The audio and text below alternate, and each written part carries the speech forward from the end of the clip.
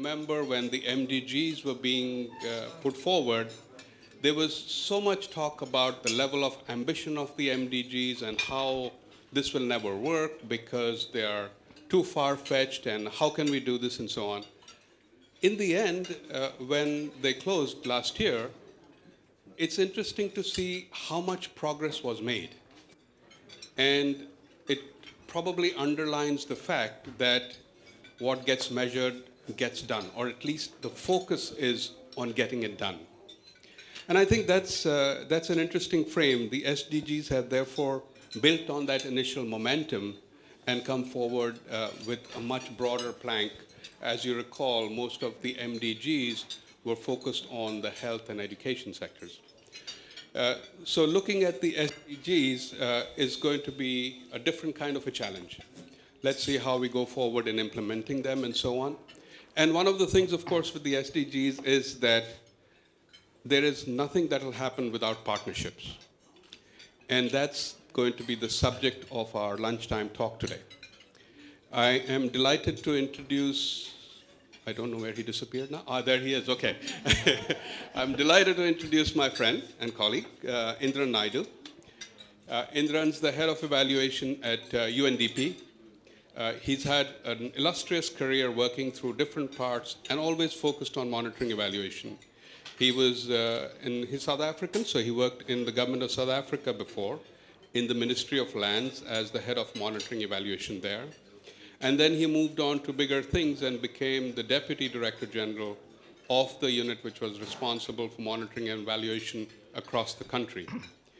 He's also been involved in a lot of evaluation capacity building, done a lot of work with countries, but also in building capacity through agencies. So AFRIA and SAMEA and so on, he's been involved in the business for a very long time. He's going to talk us through the partnerships on SDGs, what it takes, and how we can then start to build on to get to the SDGs going forward. So ladies and gentlemen, please welcome him with a big round of applause. Good afternoon, ladies and gentlemen. Thank you very much, Rakesh, for your kind invitation, and congratulations on this excellent event.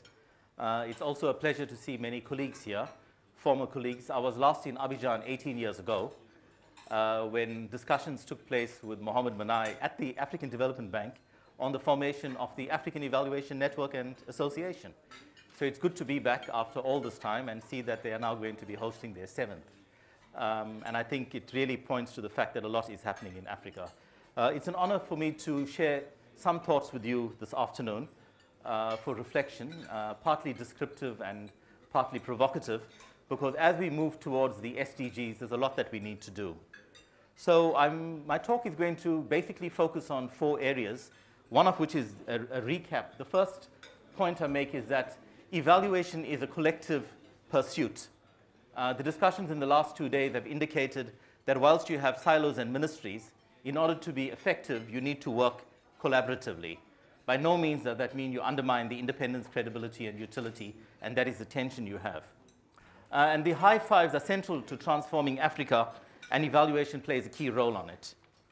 So to move ahead in what I call the national evaluation capacity journey that really began in 2009 in Morocco, when Oscar was over in the office, was a very small conversation that moved to South Africa, Brazil, Thailand, over 5 areas, and moved from a conversation of what governments do to a discussion on how can governments work with civil society and evaluation professionals to build evaluation capacity. And last year, we broke all records, and it was an honor to have Rakesh in his office, and many of you there, in Bangkok, where we came up with the Bangkok Declaration.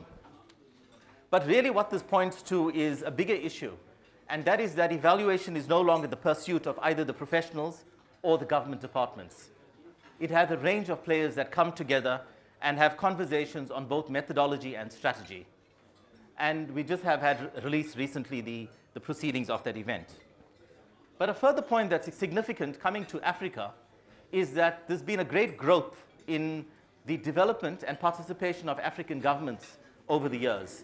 And one would see that in 2015, we had 20 countries. And when we talk about countries, we're talking about UNDP program together with representatives from the countries in Africa who came and have had an engagement on this. And it's not just a talk shop, it's to come with very practical solutions. And it was very high level, including people from ministries of finance, etc., who found it useful.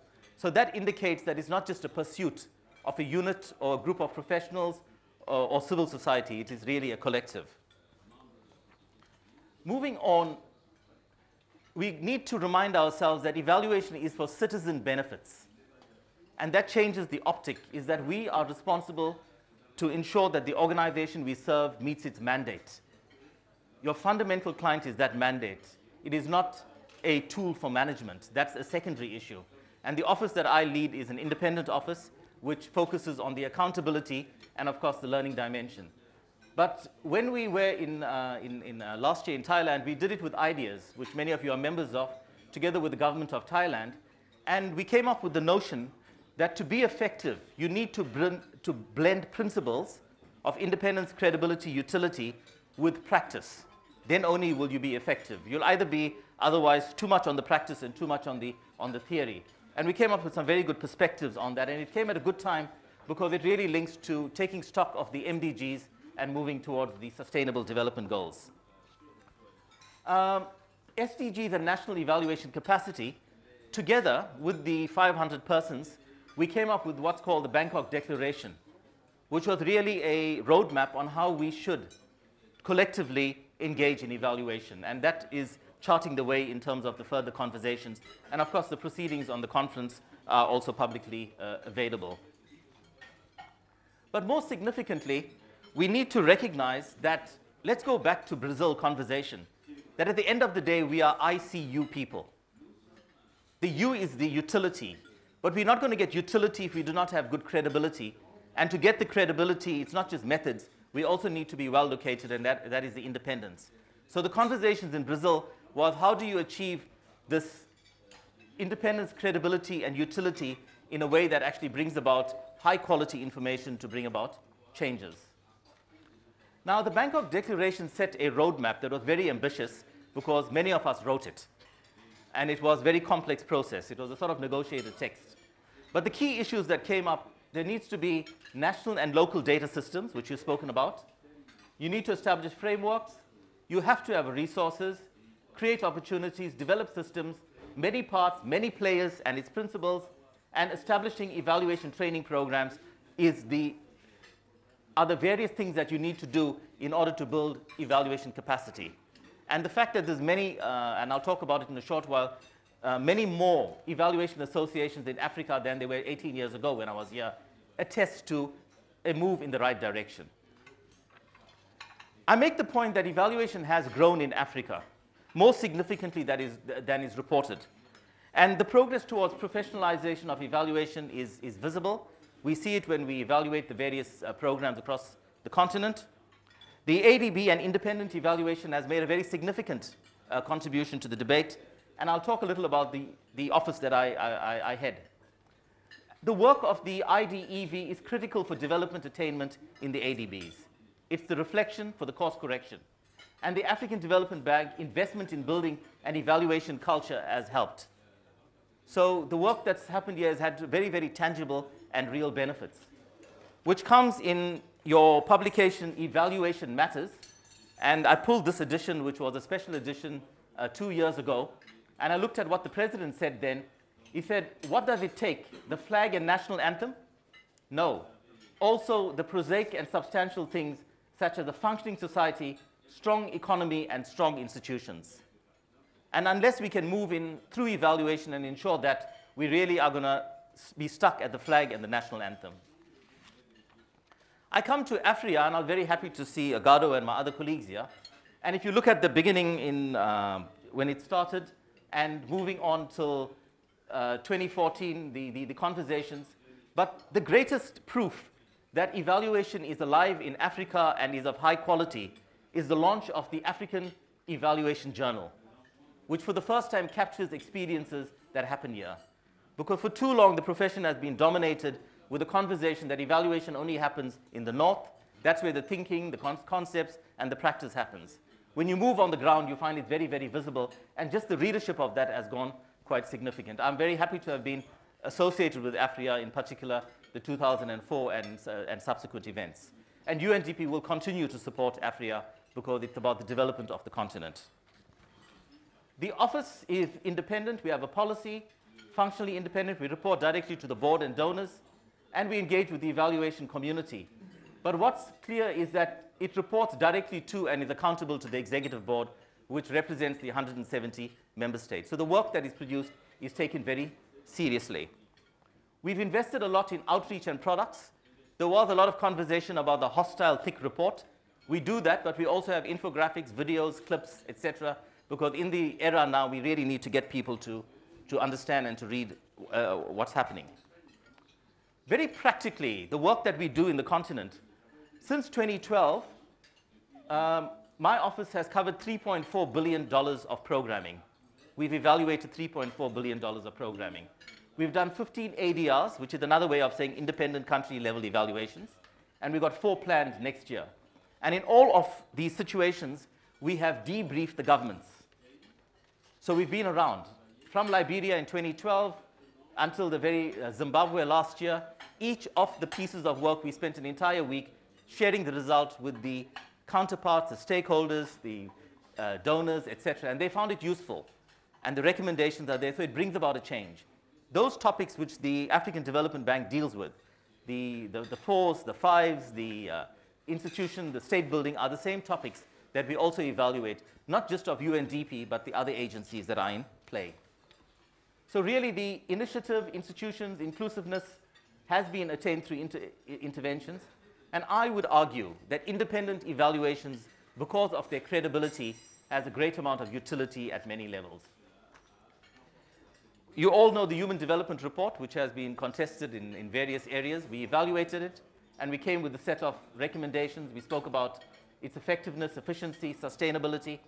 And what we've included in all evaluation reports now are the management responses. So in the main report, right up front, what we said and what they said they're going to do.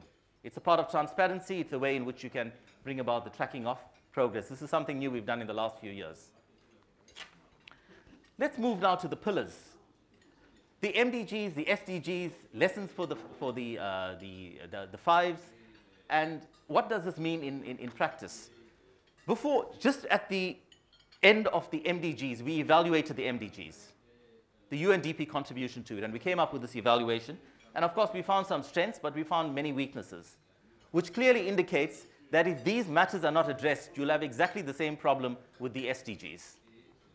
And because it is a more comprehensive agenda, with a lot more, the main issue being universality, it means there's a greater complexity. And the other hat I wear as UNEG Vice Chair, focusing on SDGs, we are trying to provide guidance and support on what does it mean from a measurability point of view.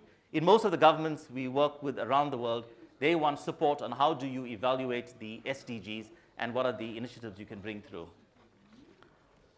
Last year, it was clearly stated that UNDP should continue reporting on the MDGs and the SDGs within the framework of the Global Partnership on Sustainable Development.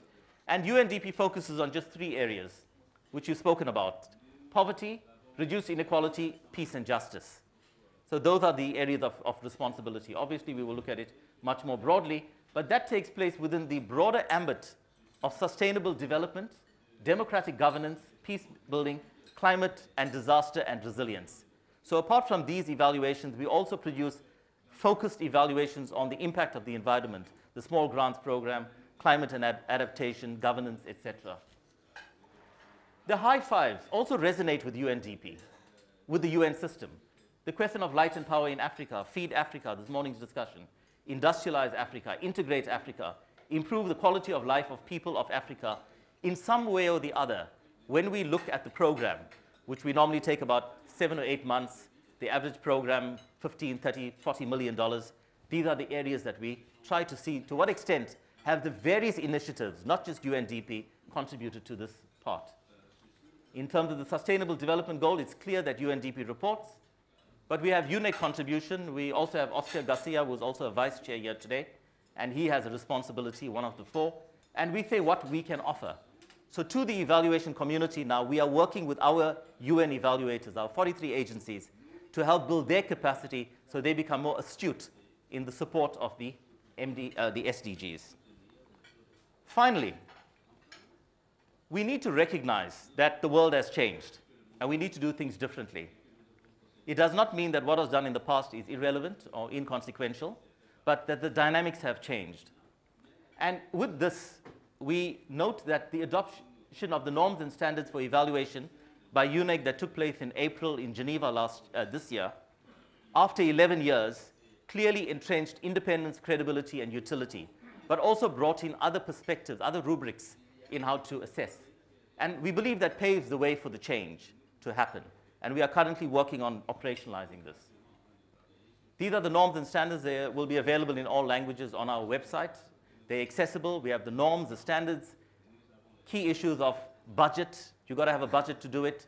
Independence of budget, independence of topic, governance issues are all articulated. That was a long negotiation. And I can understand why it took 11 years before it was revised. But what's critical are the 3 points here.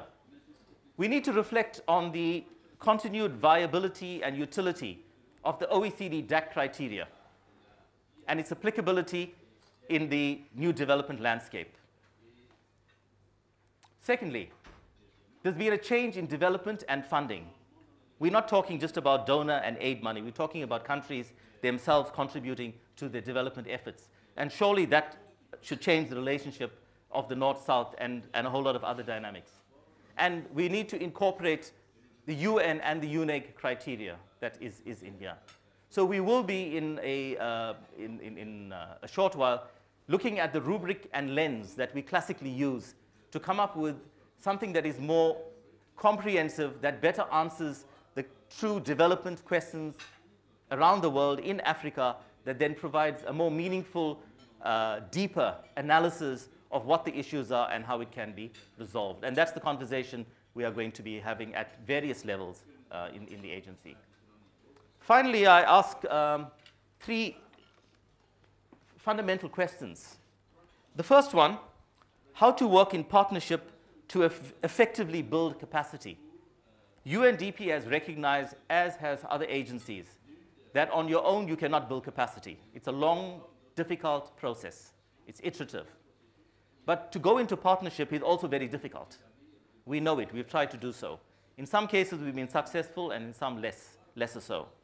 There was a question that emerged on professionalization, some notion that only evaluators from a certain part are professional.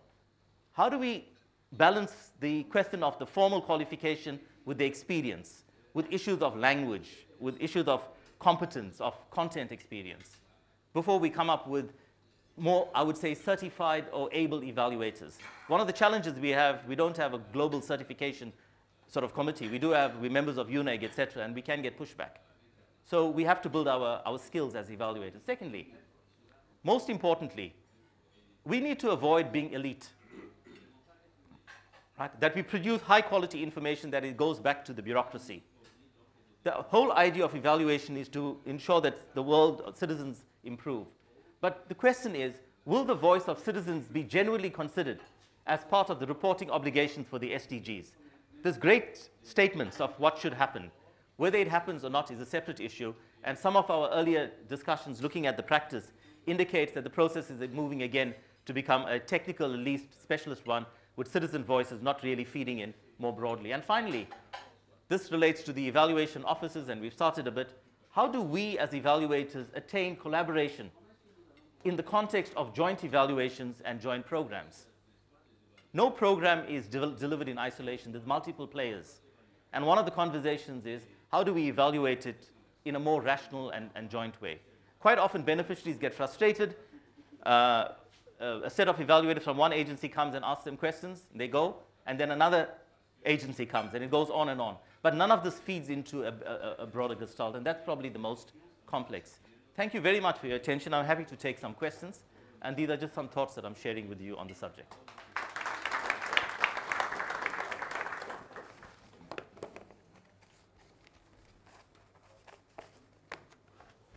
Je voudrais remercier M. Indran, d'autant plus que l'année dernière, en 2015, j'avais été retenu. L'année dernière, en 2015, j'avais été retenu par le bureau indépendant du PNUD à New York pour évaluer la gouvernance des résultats au Gabon avec M. Roberto.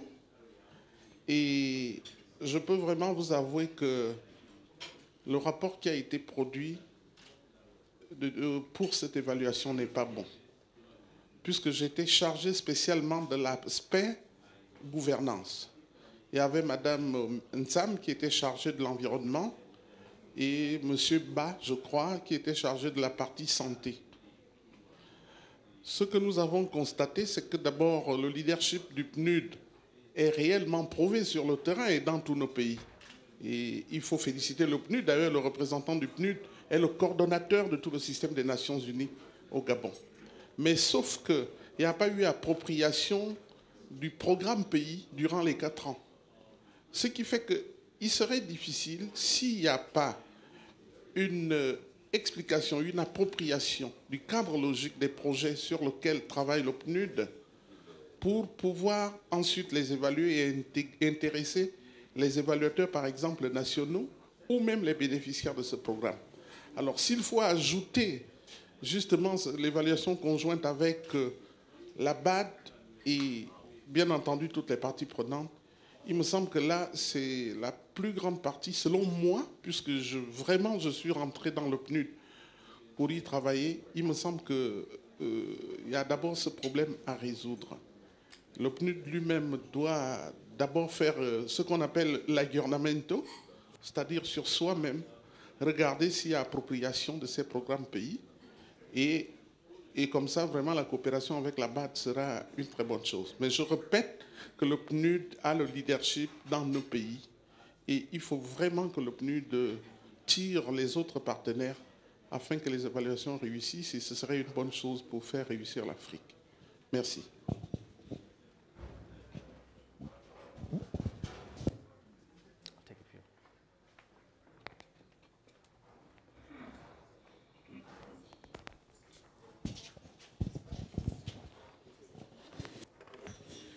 Okay, thank you, Indran, for this bright presentation. I would like to react on the considerations that you have put forward, mainly how to work in partnership to effectively build capacity. And I think that UNDP, I think it was from my predecessor who said, the good thing about UNDP. Myself, I'm a witness of the national capacity development conferences, etc. And I'm wondering to which extent UNDP can also coordinate for the national capacity development in the world, because we have seen a lot of overlaps. Every institution would like to accompany its operations with a capacity building, and we have seen in the different cases where there is a competition and how best we can get results. The second question for me is, you mentioned how do we attain collaboration amongst evaluation in the context of joint evaluation and joint program. Our experience with joint evaluations have been extremely painful and costly. So is there anything that would probably, we know that we have also good practices in joint evaluation produced by the DAC and some other issues around joint evaluations. But do we really, are we really humble to conduct joint evaluations but focused on some topics rather than to get for a country or assessing joint assistance strategies, whatever, which is too complicated for us, which what we need probably to have quick wins rather than getting out, of all these cost implications on our institutions. Okay, thank you.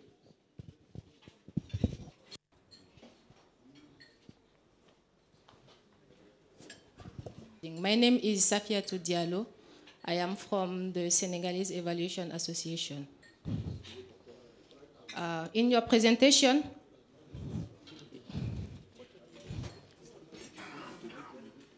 you talked about capacity building.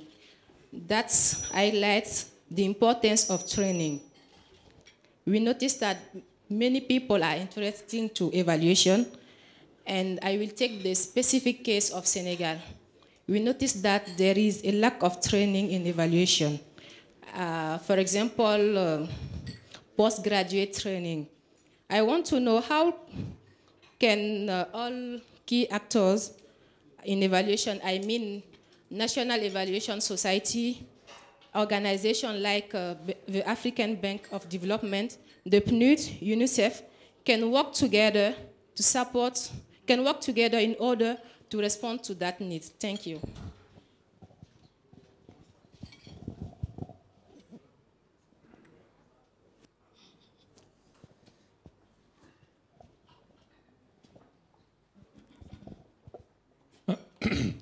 Hi, I'm Fred Soderbaum from University of Gothenburg in Sweden. Thank you for a brilliant presentation. My question regards the uncertainty that we have about data.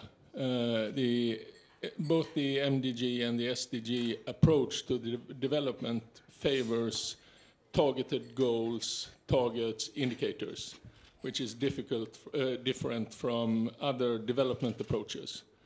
Now, if we link or relate this to evaluation, it requires some quality on the data. And in many African countries, we have extreme uncertainty about the data. We don't know how many people live in Nigeria. We don't know in other countries how many people live there. There is a general uncertainty about the data. So how do we reconcile this uncertainty of data with the things that you have spoken about? Thank you.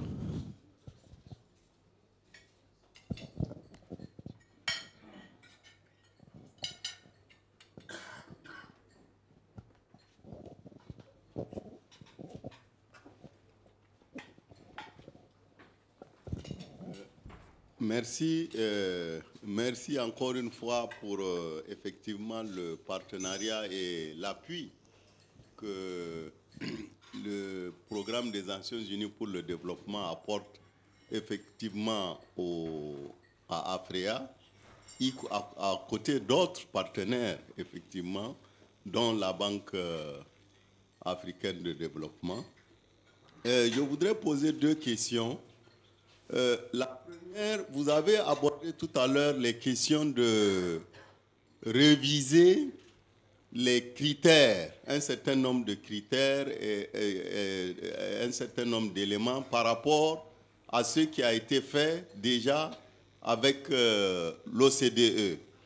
Donc, dans ce processus-là, va-t-il être mené un peu, le PNUD va-t-il prendre ça en tant que leader avec le consensus des autres pour aller justement dans l'amélioration de la définition des critères avec les autres partenaires, ou bien il s'agit-il de faire un certain nombre de critères spécifiques que l'UNDP pense être assez convenables pour les objectifs de développement durable? Ça, c'est la première question. La deuxième question, c'est effectivement par rapport au renforcement des capacités. UNDP a fait beaucoup d'efforts et fait beaucoup d'efforts dans ce sens. Mais la question qui se pose maintenant, c'est de voir comment est-ce qu'il faut harmoniser et mutualiser le renforcement des capacités entre les différents partenaires. Parce que la BAD peut faire aussi le renforcement des capacités, UNDP en font, la Banque mondiale en fait, et quelque part, il n'y a pas de durabilité dans ce renforcement de capacités. Et nous, en tout cas, en tant qu'association active dans l'évaluation, on a l'impression que c'est toujours un éternel recommencement.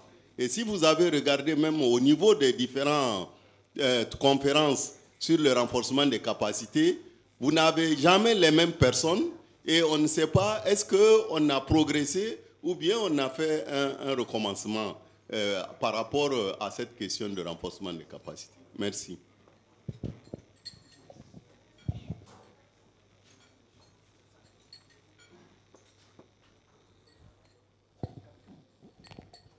Thank you. Can I take that set of questions?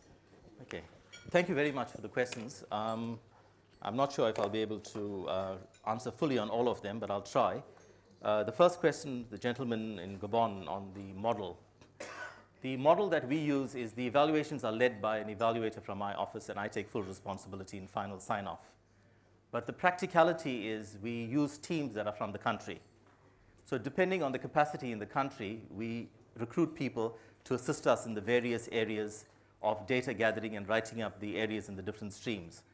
In some cases, most cases, I believe it has worked well. In some cases, it has not. And the reasons for that are multiple, one of which is the evaluability of the program itself sometimes is a problem. What we are evaluating is evaluating what the organization said it's going to do. But if the log frame and the criteria and the indicators are vague, when it comes to evaluating, it also becomes a challenge. I know I particularly debriefed in those instances, and there were challenges around that. We're never going to have a situation where everyone is happy with everything we say on the evaluations, and I don't even try to do so. But long as we bring up the debate and there's enough discussion, I think it's fine, because the reality of the development question throughout the world and even here is that there's multiple interpretations of what progress means, which goes back to the issue of the criteria, and the conversation is we need to have a deeper discussion on the development criteria, the development lens, and what we're measuring and what constitutes success. By no means am I saying the criteria that has been used, which we still refer in our reports, is irrelevant. We use them. But we want to actually reflect, now that things are changed, what else we add in order to make it more grounded and more relevant.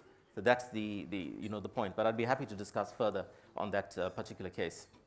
The second set of questions, Mohammed, on terms of partnership and in particular, and the question of joint. I'll start with the joint and say joint is very difficult.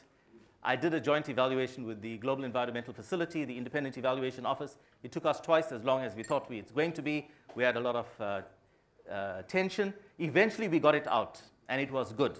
But it is not easy, because you're dealing with personalities, you're dealing with organizations that have different ways of doing things.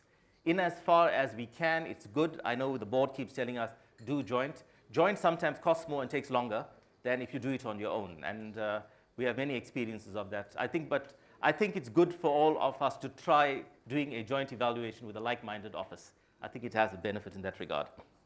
Your issue on partnership and coordination, UNDP's role in the policy, the new evaluation policy that was adopted in June, is not to build evaluation capacity across the globe. In fact, that's not even all it says of the Independent Evaluation Office is to facilitate some events where it can and leave the organization if it has resources to do so. So it's not a key offering of it. My predecessor, Saraswati Menon, had put this in place, and I just continued with it, making it making it broader, but I had a good basis to work on it. Because I don't believe a UN or any other agency can build capacity. It has to come from multiple areas. We can support it as best we can, and we've done it with the NEC event. We do it when we join evaluation events across the globe. That's the best we can. We need to be quite modest about what is possible, given also the issue of budget. As the budgets go down, evaluation and capacity building is not viewed as a priority as other more issues. So that comes up there. The third question, the Senegalese, on training. Again, the only time once in 2 years when we have the National Evaluation Capacity event, we offer training. That's all we can do with the resources that we have. But we hope that around the event, other events happen. And we have found that to be the case. Because you cannot, from an international perspective, get in and understand all the needs. But as best we can, we partner with the AFRIAs, with the associations across the globe and networks to support and to push this process, because it's extremely difficult on that issue. The fourth question on data. If the MDGs was difficult and it pointed out to the lack of data, the SDGs is going to be 17 times more difficult. And already we find that when we're looking for national data and the lack of baselines and the statistical is the biggest challenge. It's for that reason in Bangkok, we had the UN Statistical Office come in, because they have a key responsibility in the SDGs, and tell us what they could get on. Because the biggest challenge with the SDGs, the indicators, the multiple streams, etc., is the high reliance on national data, which in itself is a problem, which makes it difficult to engage in either moving from baseline upwards for country level or any comparability whatsoever.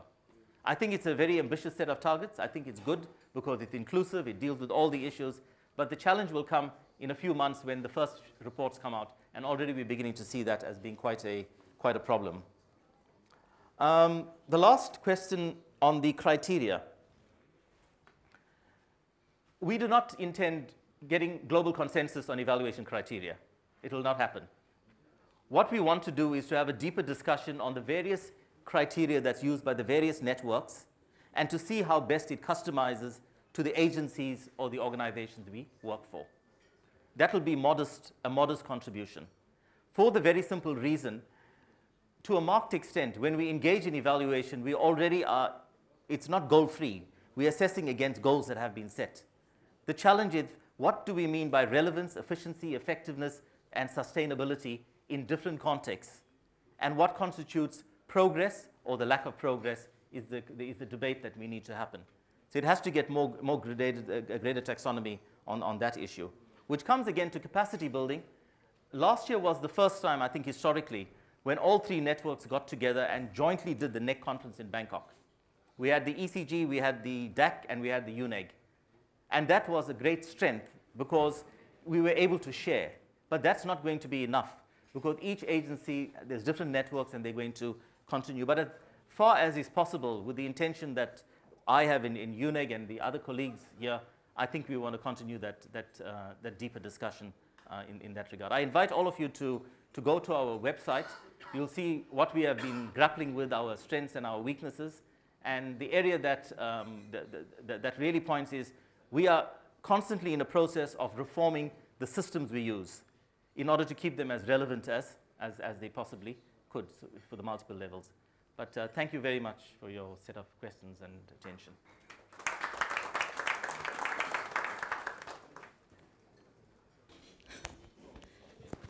Thank you for your presentation.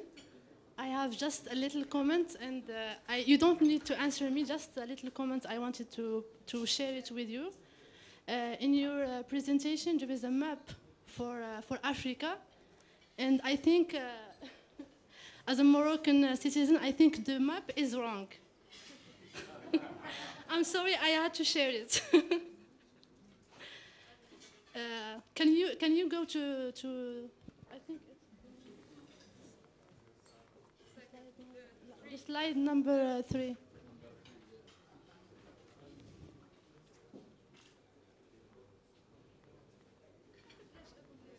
I'm sorry, don't take it personally. You don't need to answer me, but I had to share my point of view. Is this the one? No, it's the slide number 3. Number 3.